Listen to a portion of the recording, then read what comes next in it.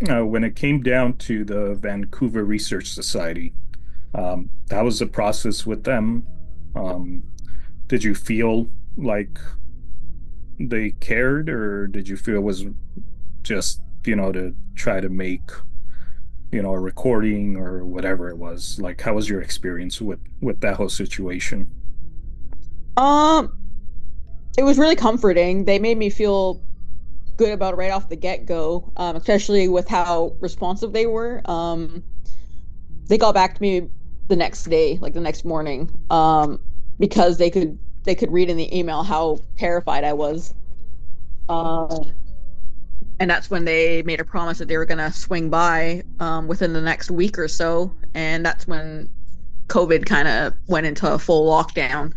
So that had to keep getting pushed back. But they had a pretty heavy interviewing process where for a few weeks you're like really talking to like almost everybody on the team and stuff, and they want you to go to your doctor, and then they want to talk to you just in general and see where your mental health is at, talk about your past and your medical history. Like there's like a whole process to it.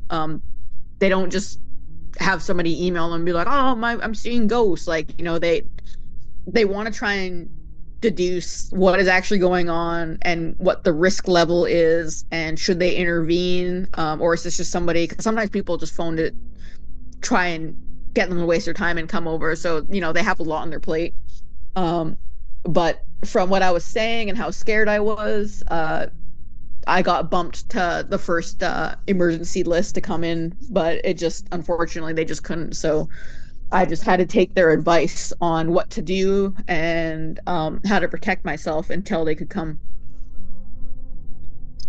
So, how long did you have to wait? Because you had mentioned COVID got in the way, and I think At that least eight happened months. to everybody. Yeah, at least Uh, 8 months. It was terrible. okay. So, during these 8 months, while you waited for them to come and investigate, um, what happened during that time? Just being bullied, really. Just, you know, lights flickering all hours of the day and night.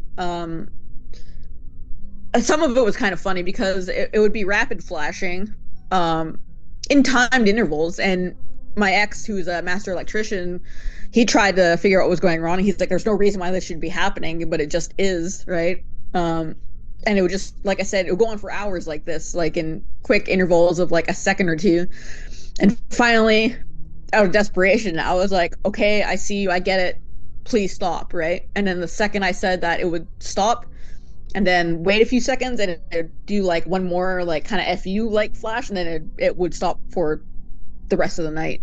Uh so there was that. There was the noise of things dragging in my house, knocking in the walls or under my bed, but there's no space for anything to be under my bed, so it was definitely something.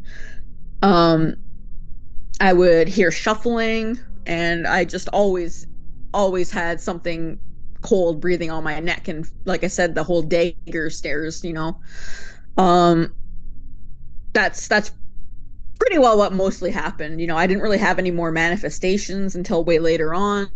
Um it was just like creepy vibes and creepy stuff happening, but other than that, that's pretty well as bad as it got. It was just constant activity. Well, up to this point, I would say you're brave. Even till this day, you're still living there. So, a lot of people, I'm pretty sure, would have gotten the hell out of Dodge by now. They I've been they told would that. not have been there that long. Did any of this affect it in a negative way? Um, it definitely affected my romantic relationship because he really tried to not believe in that stuff. Even now, he tries not to believe in that stuff. But at some point, he was forced to kind of maybe accept that that stuff was really happening to me.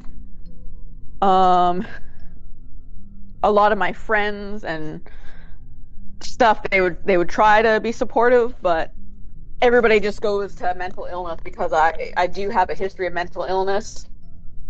Uh, and people just assume that there's some other cause to why you're seeing what you are. Um, so I felt, in some ways, I felt pretty alone, but at least my ex did try to help me. Um, how he could help me wasn't exactly what I really needed. All he could Mhm. do was tell me that I was safe and that nothing bad was going to happen. And, if I needed to go there maybe a bit earlier before the weekend, I could do that. And, my mom and him would try and answer the phone in the middle of the night if I had an attack. But other than that, there really wasn't any kind of support, like I was just kind of stuck here and stuck with trying to have people actually believe what was happening. Oh, yeah. And the friends that were skeptic, did they at any moment ask, "Oh, let me go see. Let me go see what's going on. Let me experience this," or anything like that, to where they could be like, "Okay, I want to see what's going on. Like, I want to be there for you, but like I have to believe it first, basically." Yeah, my ex did. But the trouble with that is, one, I already hate my place or hated it. Now I'm okay. Um, two, I only have a twin bed, so that wasn't gonna work. Uh, and three, I'm pretty sure having somebody else there might have potentially made it not want to manifest. I don't know. It manifested when the investigators were here, like not physically, but just doing like, getting some EVPs. But for all I know, it could have just been quiet that day or weekend or whatever, right? But I'm the one that's stuck here, and I'm the one that's already had a hard life, and my ex was a lot more mentally stable than how I've been, and is a lot more positive. So he's not really something that is maybe gonna try and draw that energy from. Mhm. Okay. So, other than your ex, and like all your other friends, did they just like abandon you, or did they just not want to deal with it, so they stayed away? Or I'm a hermit, so I don't really have people come over, and I don't honestly like spend. I would only enjoy spending time with my ex. I think that's because I had a rough childhood. I don't trust like other humans to be honest. So I would just rather be at home playing my games and spending time with my birds. And then on the weekend, I was very excited to go see him. Right, he was the love of my life, and I just tried to deal with this stuff on my own. And they tried to be there for me through phone calls or text, right? But like I said, there's not really much they could do. no, that's true. Um, okay, so once this time period passed and the Vancouver Paranormal Research Society finally came, uh, tell us about that. How did all that go, and how was the investigation, and what was the outcome after everything that they did?